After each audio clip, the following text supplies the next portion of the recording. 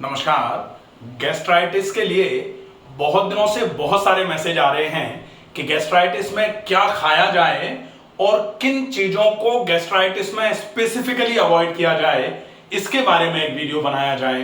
तो आज हम बात करेंगे गैस्ट्राइटिस में स्पेसिफिकली आपके लिए कौन सी चीजें बहुत आवश्यक हैं जो आप खाने में खाएंगे और किन चीजों को आपको स्ट्रिक्टली बिल्कुल अवॉइड करना चाहिए, ताकि जो गैस्ट्राइटिस आपको हुई है, गैस्ट्राइटिस मतलब जो पेट के अंदर की मेम्ब्रेन होती है जिसको गैस्ट्रिक म्यूकोसल मेम्ब्रेन बोला जाता है, उसमें सूजन का आना गैस्ट्राइटिस कहलाता है, जिसकी वजह से आपको अपच होती है, पेट में गैस बनती है, पेट में भारीपन रहता है, खाना अच्छे तरीके से पच नहीं पाता है और उसकी वजह से ऊपर की तरफ सीने में भारीपन आ जाता है। कभी कभी आपको खाना ऊपर की तरफ भी आता है जिसको GERD बोला जाता है, या गैस्ट्राइटिस से संबंधित कई प्रकार की बाकी की समस्याएं जिसमें GERD हो सकता है, लेक्स एलियस हो सकता है, हाइटल हर्निया हो सकता है।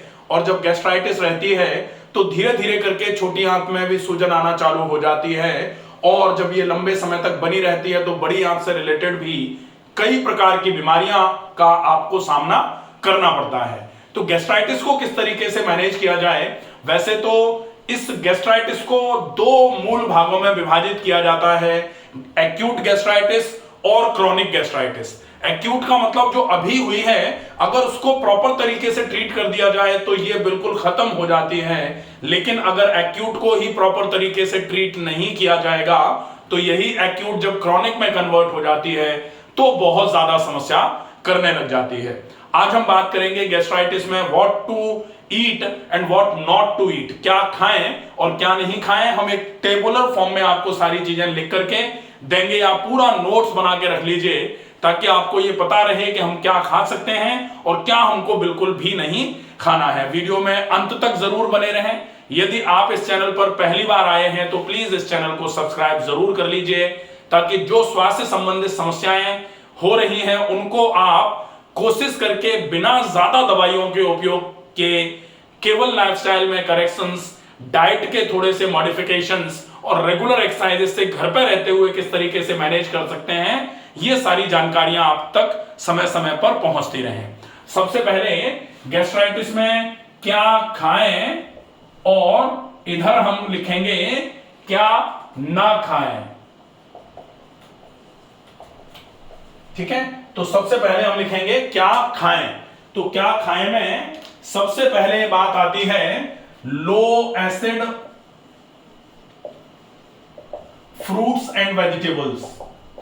तो ऐसे कुछ फल और कुछ सब्जियां होती हैं जो लो एसिड होती हैं। लो एसिड मतलब जिनकी एसिड क्रिएटिंग जो टेंडेंसी है वो कम होती है, वो खुद नेचर में एसिडिक नहीं है और उनका डाइजेशन भी नॉन एसिडिक मीडियम में इजीली हो जाता है। तो सबसे पहले ऐसे फलों में आता है एप्पल। एप्पल आप बहुत आराम से चबा चबा के अगर खाते हैं तो एप्पल खाया जा सकता है डेफिनेटली। दूसरा होते हैं इसमें आप जामुन का उपयोग कर सकते हैं, जामुन अच्छा रहेगा। और तीसरा होता है केला। अगर बिल्कुल पका हुआ केला है तो आप उसको बहुत अच्छे तरीके से चबा चबा करके खाएंगे तो डेफिनेटली आप एसिड अगर बहुत ज्यादा आपको होता है जिसकी वजह से गैस्ट्राइटिस की प्रॉब्लम हो रही है, तो गैस्ट्राइटिस के केस में इसको मैनेज करने के लिए आप ये फ्रूट्स ले सकते हैं। वेजिटेबल्स में ये हो गया फ्रूट्स। अब है वेजिटेबल्स। तो वेजिटेबल्स में आप लौकी खा सकते हैं, आप टिंडा खा सकते हैं, कद्दू खा सकते हैं और गाजर का उपयोग आप कर सकते हैं। इसमें आप गाजर को बॉईल करके उसको अच्छे तरीके से मैश करके उसका उपयोग आप डेफिनेटली कर सकते हैं। यह आपके लिए गैस्ट्राइटिस के केस में नॉन एसिडिक या लो एसिडिक फ्रूट्स एंड वेजिटेबल्स हो गए, इनका आप उपयोग आराम से आसानी से कर सकते हैं। अब दूसरा है होल ग्रेन्स। होल ग्रेन्स का उपयोग आप एसिडिटी के केस में कर सकते हैं। ये आपके लिए एसिडिटी में फायदा कराने का काम करेंगे। तीसरी चीज है प्रोटीन्स के लिए आप कैसे प्रोटीन्स ले सकते हैं। तो बेसिकली ऐसे प्रोटीन्स आपको एसिडिटी के केस में लेने चाहिए जो बहुत इजीली डाइजेस्ट हो जाते हैं, जिनको डाइजेस्ट होने में ज्यादा टाइम नहीं लगता है। तो जो लोग एग लेते हैं वो एग ले सकते हैं। फिश अगर कोई लेता है तो फिश का उपयोग किया जा सकता है। जो नॉन वेजिटेरियंस हैं उनके लिए तो ये चीजें चल जाएंगी, लेकिन जो वेजिटेरियंस हैं, जो नॉन वेज बिल्कुल भी नहीं लेते हैं, ऐसे लोग लेग्यूम्स का यूज कर सकते हैं। लेग्यूम्स में आप दलहन जो आते हैं वो अगर लेते हैं तो आराम से फोर्टिफाइड लेग्यूम्स जो बोले जाते हैं, दलहन को अगर आप अंकुरित करके लेंगे तो वो अंकुरित लेग्यूम्स आपके लिए, फोर्टिफाइड लेग्यूम्स जो हैं वो आपके लिए बहुत उपयोगी साबित हो सकते हैं, जो आपकी प्रोटीन की रिक्वायरमेंट को भी पूरा करेंगे और आपके प्रोटीन के डाइजेशन के लिए जो एसिड मीडियम की आवश्यकता होती है वो एसिडिटी ये चीजें करेंगे भी नहीं। तो प्रोटीन्स आप ये ले सकते हैं। इसके साथ में आप जैसे अगर डेयरी ले रहे हैं तो डेयरी प्रोडक्ट्स में आप क्या ले सकते हैं, इसका विशेष ध्यान रखना पड़ेगा कि डेयरी प्रोडक्ट्स में आप जैसे फैट का उपयोग आपको करना भी है, लेकिन अगर आप बहुत ज्यादा प्रोसेस्ड फैट लेंगे तो वो नुकसान करेगा। तो आप क्या कर सकते हैं, लो फैट डेयरी ले सकते हैं। लो फैट डेयरी का मतलब होता है मलाई को निकाल करके जो दूध बनाते हैं, जो दूध बचता है उस दूध को जमा करके आप दही ले सकते हैं, उस दूध का कम मात्रा में, और उस दही से अच्छे तरीके से बिलो करके जो थोड़ा बहुत फैट और बचता है वो निकालने के बाद फिर जो छाछ बचती है उसका उपयोग आप बहुत अच्छे तरीके से इस गैस्ट्राइटिस के केस में कर सकते हैं, बहुत अच्छा रहेगा। इसके बाद एंटीऑक्सीडेशन के लिए एंटीऑक्सीडेंट्स का यूज करना है। एंटीऑक्सीडेंट्स का यूज अगर आप कर रहे हैं तो एंटीऑक्सीडेंट्स में आप फ्रेश फ्रूट्स, फ्रेश वेजिटेबल्स का जूस ले सकते हैं। साथ में ग्रीन टी अगर आप लेना चाहें, जैसे बहुत सारे लोगों की चाय पीने की आदत होती है, कॉफी पीने की आदत होती है, तो हम यहां क्या नहीं खाना है वो बताएंगे, लेकिन अभी फिलहाल आपको क्या खाना है तो आप ग्रीन टी का उपयोग कर सकते हैं। साथ में फ्रेश फ्रूट्स, फ्रेश वेजिटेबल्स का यूज आप कर सकते हैं। ये आपके लिए एंटीऑक्सीडेशन का काम करने का काम करेंगे, और एंटीऑक्सीडेशन जब होगा तो डेफिनेटली ये आपके सेल डैमेज को रोकने का काम करेंगे। जो गैस्ट्राइटिस, जो सेल्स में सूजन आ रही है, जो गैस्ट्रिक म्यूकोसल मेम्ब्रेन सूज रही है, उसको ठीक करने का काम ये एंटीऑक्सीडेशन की प्रॉपर्टीज वाले फ्रूट्स एंड वेजिटेबल्स करेंगे जरूर। अब इसके बाद फिर आती है बारी एंटी इंफ्लेमेटरी। ये तो हो गया एंटीऑक्सीडेंट्स। तो एंटीऑक्सीडेंट्स के बाद में एंटी इंफ्लेमेटरी।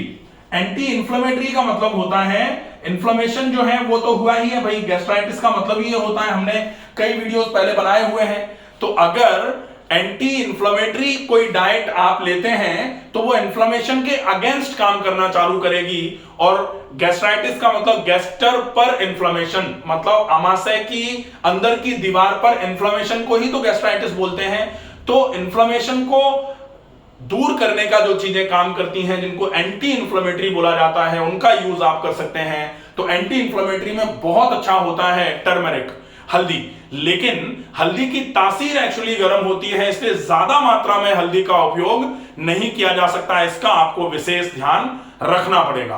कम मात्रा में हल्दी का उपयोग कर सकते हैं। एंटी इंफ्लेमेटरी के लिए करक्यूमिन के कैप्सूल्स आजकल आने लग गए हैं, तो उसका यूज भी किया जा सकता है। इसके बाद अब हम देखेंगे कि कुछ ऐसा जो गैस्ट्राइटिस के केस में पेट में गैस बनती है, तो कुछ एंटी फ्लैटुलेंट टाइप का आपको लेना है।